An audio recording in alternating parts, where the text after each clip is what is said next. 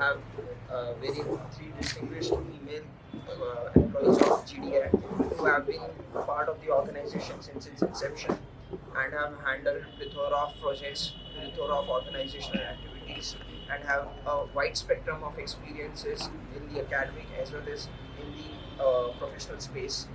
And looking at the theme of today's session, the theme of today's session is about how an organizational culture in a startup, in a young startup like GDI, has salience to all of us who are working in this organization.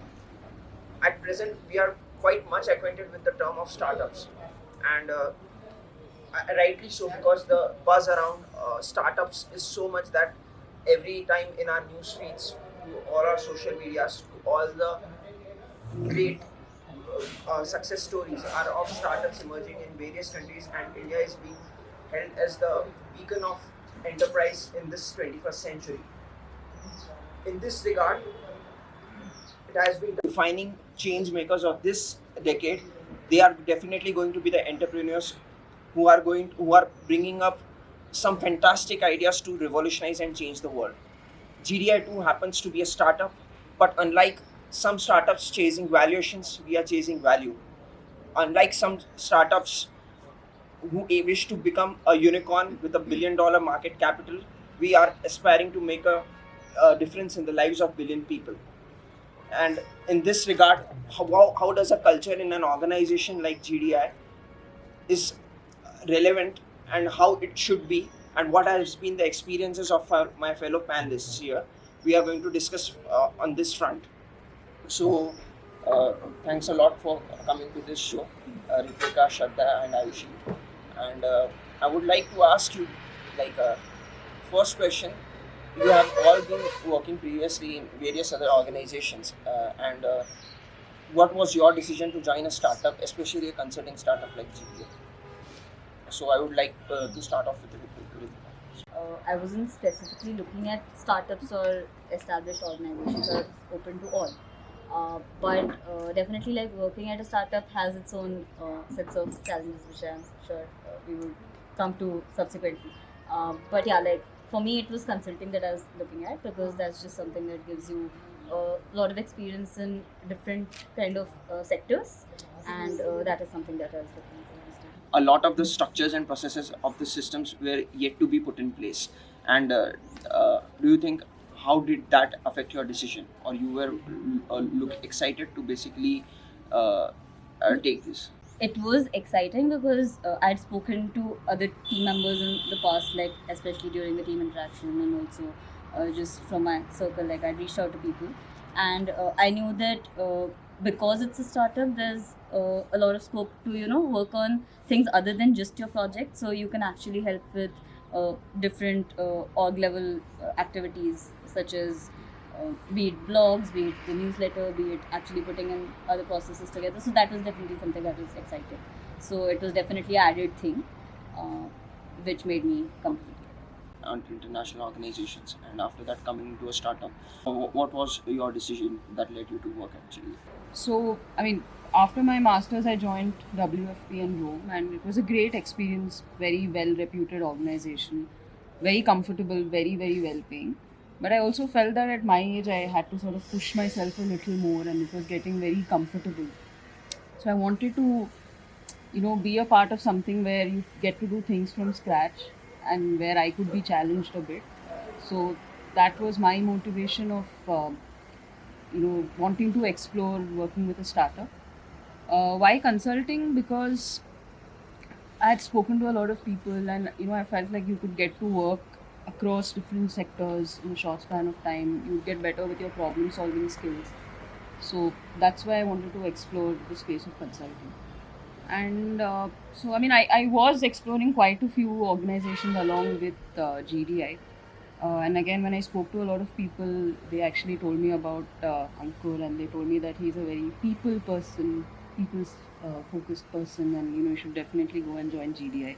So I was interviewing with a couple of organizations, and then GDI happened, and I aborted those in halfway because I also didn't like the experience. They didn't turn up on time for the interview.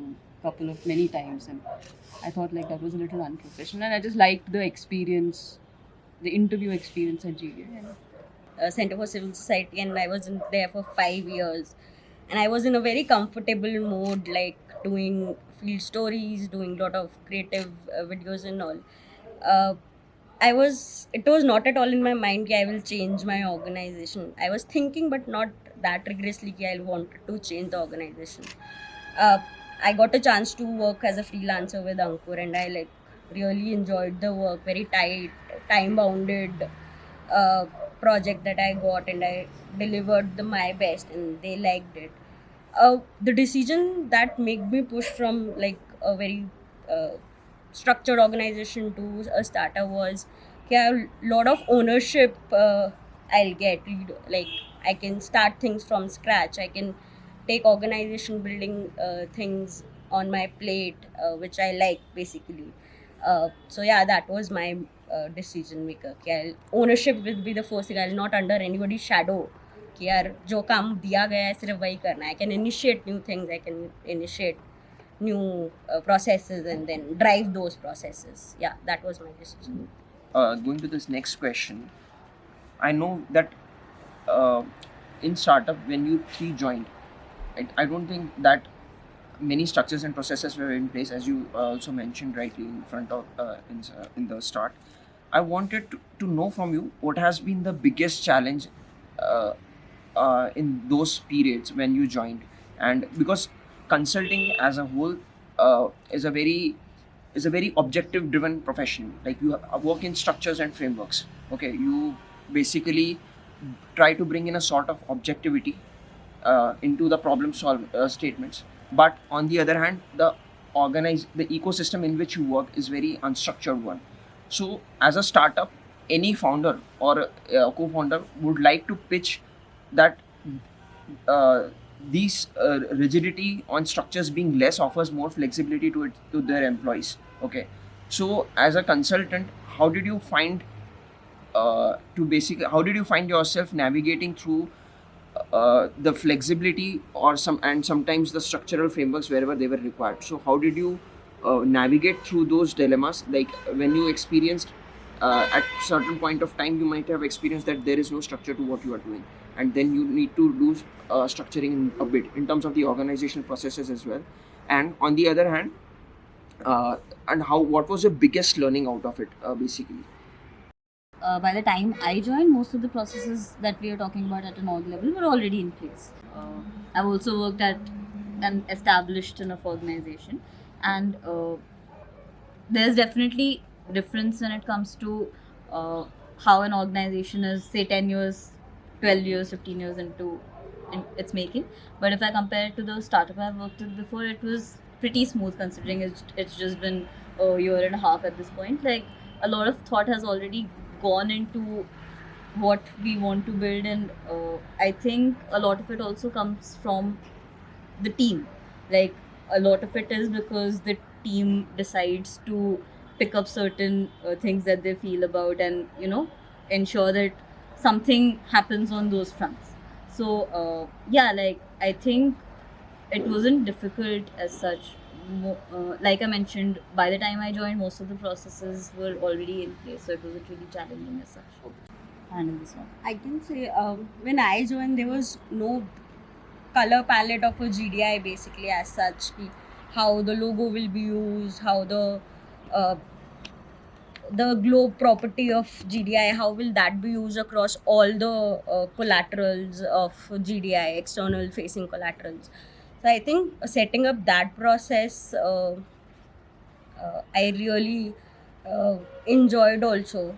That was very important, yes, because starting में we were only 4-5 and I could easily taught them कि यार ये ऐसे करना है, ये ऐसे करना है, and people can approach me within like very short period of time also. But then we bring in SOP of graphics and the videos in place, and that's how the team now of 30 people follow that. They know that they have to mark the calendar and then come. Now we have a proper process doing reimbursements of each month. It's pehle hota tha, yeah, we are doing it 3 months, 4 months together, but I think that process has helped us a lot.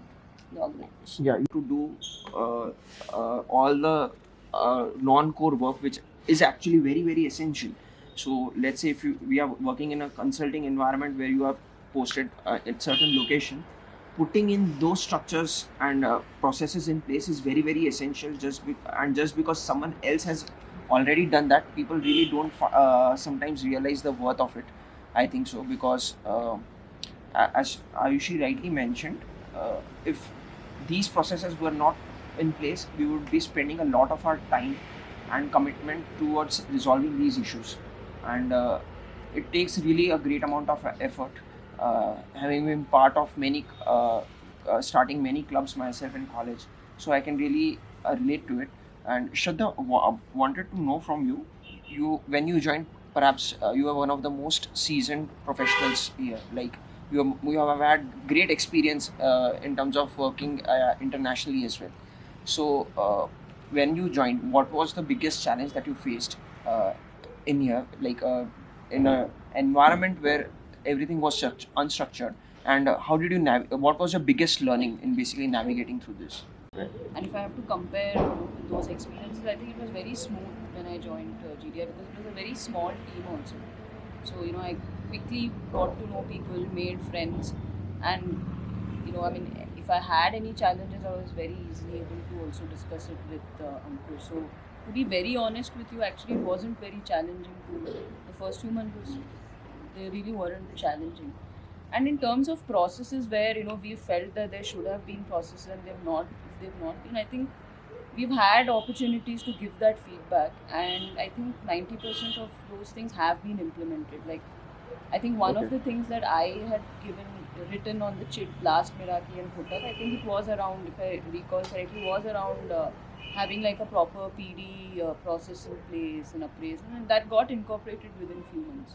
So I think if you have that open communication channel, then you feel equally a part of building the organization and not just being an employee. But I think I honestly didn't face too many challenges when I joined, because I made friends early on, and if I had issues, I would just reach out to people. How has GDI fared in terms of culture, organizational culture, and value wise, as compared to your previous experience of working in startups?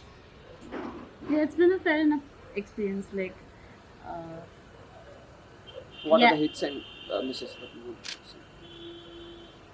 uh, yeah, I haven't really put any thought to it as such. Like, I think that would, um, I can say hits. I can answer yeah, that if you one want. of you can take it up right now. I think I can answer hits. I think hits is, I think people, even the team and the Ankur, Ankit, Mohit, the top leaders, they were very proactive in what issue that we are raising, and within like few days it was solved, and we had come up with a proper process of it. That made it very smooth. I think there was very less challenges in terms of setting up the processes, I guess. In terms of activeness of the leadership, Yes, organizational leadership, which catered to resolving all those existing challenges which were which you brought them to their notice. Like, to add to that, like, if I have to compare with some of the other startups I've worked, 2 3 things have stood out for me at GDI. One is having that very structured onboarding process pretty early on in the organization. The second is these one-on-ones and giving like proper structured feedback where you exactly know what your areas of improvement are, those kind of things. And also a lot of emphasis on professional development pretty early on. Sometimes organizations, they are like 5 6 years old, they still keep calling themselves a startup, and they still don't have these basic processes in place. So these were some of the things that stood out to me, and I thought it was impressive that within a year we managed to implement some of these really, I think, decently well. Just to add on, I think, yeah, like having gotten a couple more minutes to kind of think about it, one of the things that has definitely worked well is the approachability that even the management has, because, yeah, like at any point, the one-on-ones really help in trying to, bring up your concerns and getting quality feedback on whatever you have been working on. So, just that approachability and level of transparency has been helpful. Uh, so, uh, moving to a specific question related to your profile, Ayushi. So, you have been handling the branding and the communications for the organization at a macro level. So, I think we might have done a lot of branding and communication activities so far. One is recruitment is just one part. Even in terms of basically the Miraki and the KV, whatever the messages that we try to put out to the new joinees, especially as to what GDS stands for. And I think in the previous monthly social, we basically had a poll amongst ourselves as to how do you define yourself. Uh, so, as part of GDS core philosophy, which is to create an inclusive and equitable world, what part of the messaging and delivering it to the right audience, and how do you basically target that the correct and the core message is delivered to the right audience at every stages of communication? And do you think, in your experience so far, that there is still some element, some part of our core message that needs to be emphasized upon and which hasn't been communicated to the extent and with the gravity that should have been communicated to a wider audience, be it in terms of social media communication or through basically designing some more creatives which could have emphasized those messages in a much more articulate fashion? Do you think, in hindsight, over these two years that you have been working at GDI, any core part of the core messaging which has, how do you basically analyze as to how successfully we have been able to communicate our core message, which is to create equitable and inclusive world? And do you think any part of that is still missing, and what efforts can be made basically to improvise the branding and the communication strategy? I can say for example, we are making a Green Daily app. So if we are making a poster, I keep in mind that it should be very simple so that at the bottom of the pyramid and the top of the pyramid, both kind of people can understand that collateral and get that message very clear. What is the app about? What kind of issues you can raise at that app? One is that I think misses is having sometimes we just create posters only in English. For example, Mission Dunia. Target specific अगर वो लड़कियां ही राजस्थान की हैं और वो बोलती ही हिंदी है या पढ़ती ही हिंदी है, तो मोर पोस्टर्स और video should be created in Hindi, मतलब more focus to the language specifically. Right now we are creating it more in English. वो बच्चे नहीं पढ़ पाते हैं जो बेसिकली टारगेट ऑडियंस है. Sometimes we miss the target audience. So I think now we have started doing it in posters, creating in Hindi also, in English also, which is good. कि जिसका जो audience है, they will get the message very clear. जिसको English में पढ़ना है वो English में पढ़े, जिसको हिंदी पढ़ना है वो हिंदी पढ़े. I think that is one thing that, but we are working on it. I think social media, I think I'll say a lack here, because I think we are not communicating the impact that we are creating. So for example, Mission India का pilot हो चुका है, but we are not able to tell it to the audience, the wider audience, the donors and funders. Yeah, ये चीज़ हो चुकी है, and this is how we have changed the life of an individual. Like tab से उसका learning outcome 5% increase हुआ.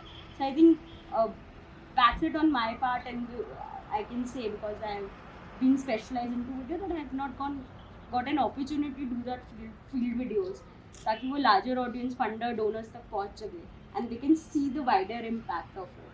So one funder side and one this is audience side. So one important thing that you said, that as part of a messaging that needs to cater to all the target audiences that it is basically catering to. So in terms of that, we need to improvise upon the vernacularity of the content that we disseminate. Like it has to be relatable to the audience which it is catering, as well as, and the second part that you said, that much more field visits and live visuals. Yeah. So as to bring out the message much more loudly, so that it helps impact the viewers and creates a good. So just giving an example, mission बुनियाद का सिर्फ 5% increase हुआ या फिर 10% increase हुआ, or just writing it on a PPT जो भी हम format करते हैं, instead of that having an actual photo of a girl using a tablet or speaking has a larger impact on the audience than just putting that PPT. I think only 5% will read that. But if you put a video or a girl's image, we'll put a wider. But that's how the increase of the audience on the social media will be there. Okay, that's really helpful because it helps to re-strategize our communication strategy going forward. And I hope the organization we will be able to have a much more deliberations on as to how to go forward with this. Shraddha, one specific question to you. Having worked at the World Food Program, so at a institution of such international reputation, you must have worked with many global consultants at such organizations. I wanted to know that as an organization, though we are still in its nascent stage, but we do have demonstrated our ability and our ambition to go global. So our projects in Africa and our partnership with organizations like ICE, we have demonstrated that we are ready to basically scale it up if there is a if we are called out to do so. And since we one thing you and I, we can both agree that the quality of people that we have is perhaps the best in the space in this country. So I wanted to ask from you as to when working in global organizations like World Food Program, what is their organizational culture as part of the as large institutions, multilateral institutions? What culture do they adopt in their organizations, and how that culture? What do you think we should also incorporate that culture so that we can also basically aspire to basically compete on such at such levels where institutions of global reputations are at the high table. So going back to your previous experiences, I know it's a bit of a nostalgic for you, but I think as a organization which has global aspirations, how do you think GDI2 should incorporate certain value systems and culture in those organizations to scale its global reach? So I think what we're doing, as I'll answer that like saying what we're doing well, what we can do better, maybe to Perhaps get that kind of could you please visibility tell and us what culture. was the differentiating factor in the culture, I mean the organizational culture that you experienced at international levels while working with global So consultants? culture, I would just say typically when an organization is really huge, like a WFP, where there are like thousands of employees, then people do tend to get a little disconnected. So I think when you're in a startup, you're still very close knit, and that is something we need to keep it not just for year one, year two, year three, but that's something we need to keep for the next decade or so. If So we these really want to engagements, like, like these one-on-one engagements that we have basically institutionalized in our form, these needs to be held at a I consistent mean, level, in general, the culture should closely be knit should culture. be closely knit. And I think if we want to like compete with these kind of global firms, not so much in terms of culture, I would say, but maybe we should.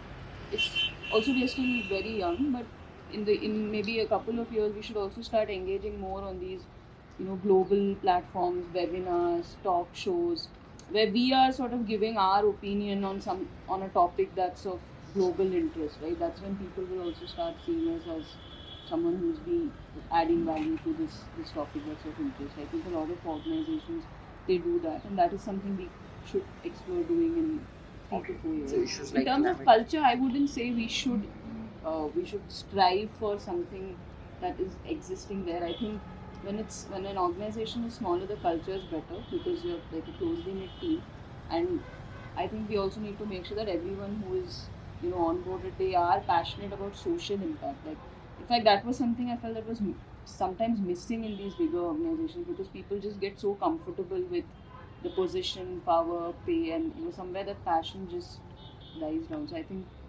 those are things that we need to keep in mind as we go as an organization. And I think what we can do better is like have some representation as we go in these kind of external forums where people actually see us as thought partners and thought leaders in certain areas and sectors. okay.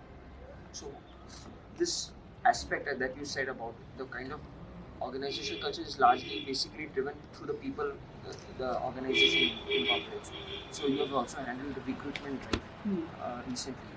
So having a fair sense of idea as to the cohort of people that is aspiring to come into the developmental space, and what are their key what are the key things that they seek in India? I'm asking more, and how we as an organization are meeting their aspirations. And do you think are there any gaps they required to fulfill in terms of their aspirations of the new cohort which is Of the trying? sector or of the organization? So no, I'm talking about in general about the cohort which is trying to get an entry into the developmental sector in India. The what are their aspirations and how does how we are basically catering to all the demands and offering the best that we can. But do you think that some of the aspects going forward as the organization grows, we need to also scale our ability to deliver more things in our basket, or possibly? So some of the common questions that I have got when I did the recruitment drive before this one, some of the common questions I got from potential candidates, largely there was this one question about what kind of support will we get on professional development? Will we get like enough guidance from our manager? So that seemed to be a common point. I think almost most people I've spoken to have asked me about that. So I think focusing on professional development is something that a lot of youngsters pay a lot of value to. Been part of the Green Delhi project, and in Green Delhi as well, you have handled multiple things. And apart from that, you have handled org-related activities, monthly socials, Miraki. So, has it ever hampered that you? What are the things when you became extremely stressful? What were the aspects when you became extremely stressful? And so, what were the time? What were the times when you thought that you were basically raging through this? You were navigating it like a piece of cake. So at the onto us, or frankly speaking, all the monthly socials that we have experienced, they were almost flawlessly conducted. And wanted to know what has been the good, bad, and the ugly side that you have experienced. Been any ugly side yet. I think it has been manageable so far. There hasn't been any time where I'm overstressed because of the number of things on my plate. Yes, there have been multiple times when there are too many things, but it hasn't gotten to a stage where it has been like, "Arey, ye to handle ही नहीं हो रहा." What helps, I think, is just something that helps me personally is always just doing what is important and urgent wala matrix. So there might be things that I need to do, like Meraki has been something that we have been working on for at least a few weeks now. But उसमें भी there are some things that need to go out tomorrow. Some things can go out next week. But Green Delhi में आज ही जाना है. So just kind of prioritizing those moving bits has helped, because I think it's just coordination with people in office, people in locations different other than you, because everybody is dispersed. So just kind of figuring out what needs to go when, and just managing that communication and handling that, like doing the prioritization well, works well, and also setting expectations accordingly. Like I think the team has always been very approachable and open in that way. So if you say that, hey, मेरे पास bandwidth issues है, somebody else would, be there to kind of support you, especially on something like Meraki. Thanks, Naman and Shaista. And generally also, like even on the project front, if you know what your timelines are, then you can sort of figure out jahan pe time hai, then you do other things. Everyone has taken distributed ownership of things.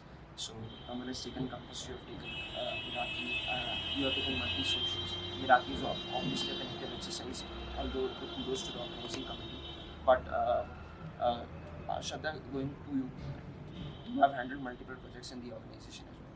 So before, in the Niti project, and just like you, Ankur, recently explained as to the kind of deliverables that we sometimes churn out in advance.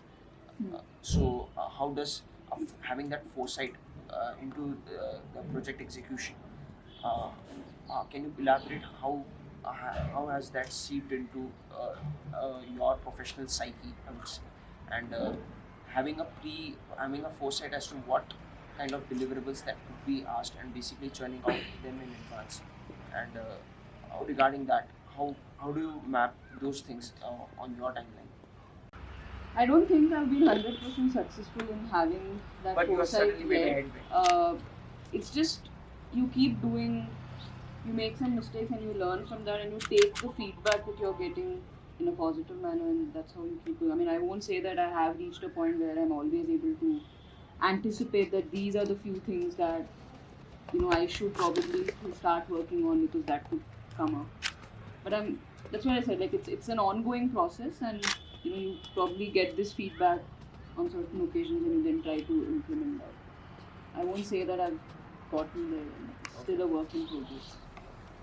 So, with respect to handling, But I think having those weekly planning sessions with the team definitely helps in thinking ahead. And initially, I didn't see too much value in having that work plan.